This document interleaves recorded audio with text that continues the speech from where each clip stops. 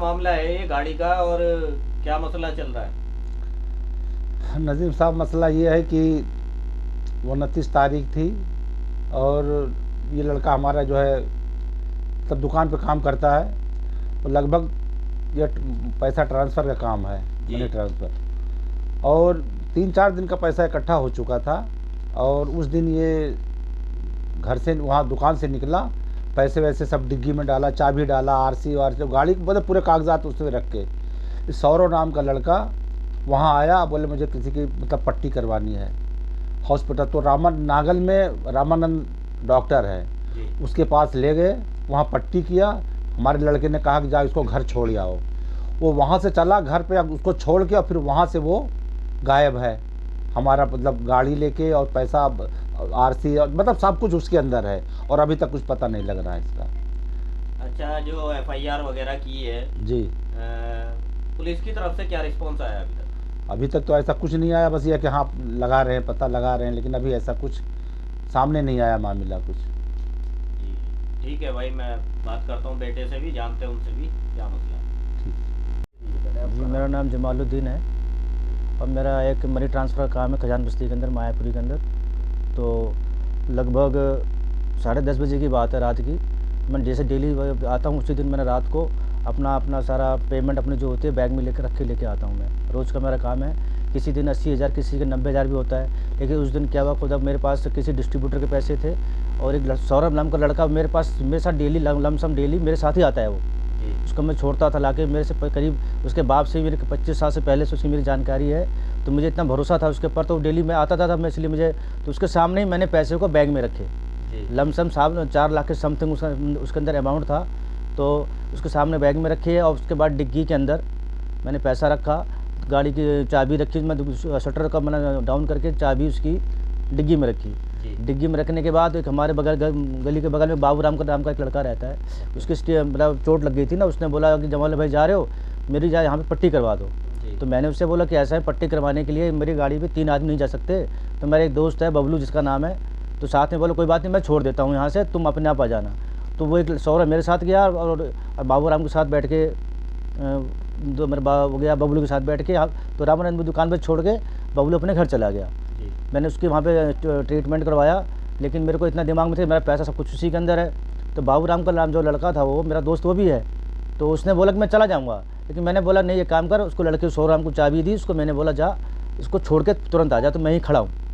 उसको मैंने चाबी दी, चाबी देने के बाद वो गया और उसने वहाँ पर छोड़ा उसने, जो मुझे बाद में खबर लगी इस चीज़ को कि हाँ मुझे यहाँ छोड़ा उसने।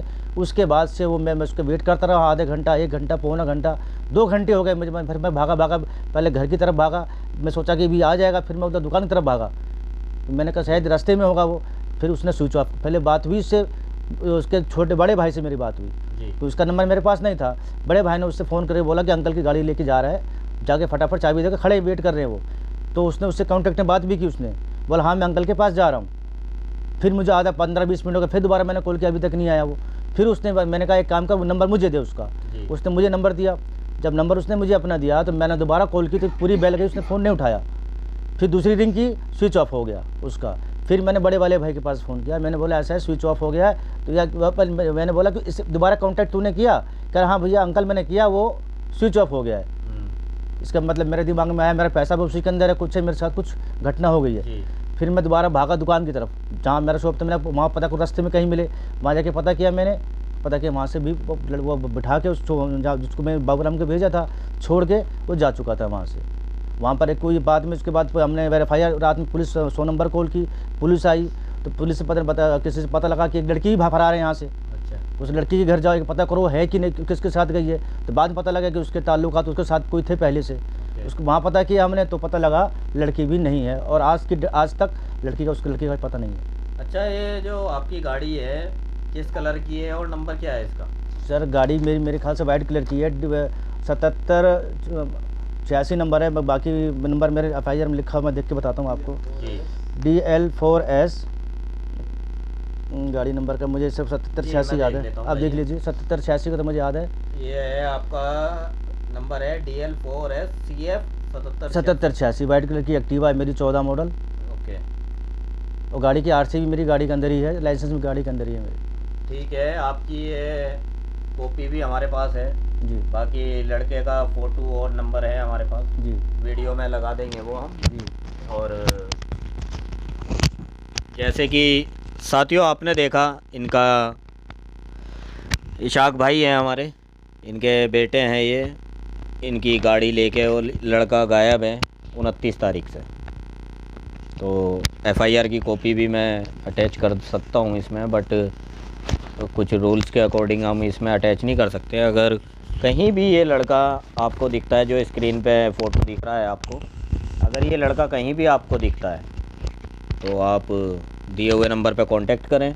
और दिल्ली सरकार, दिल्ली पुलिस से भी मेरी अपील है, इस केस को जल्द से जल्द सॉल्व करें। लड़का अयोध्या में बताया जा रहा है, अयोध्या में उसकी मामा वगैरह हैं कोई, वहाँ पे वो बताया गया है, पहले भी गया है और अभी भी शायद अयोध्या में है वो।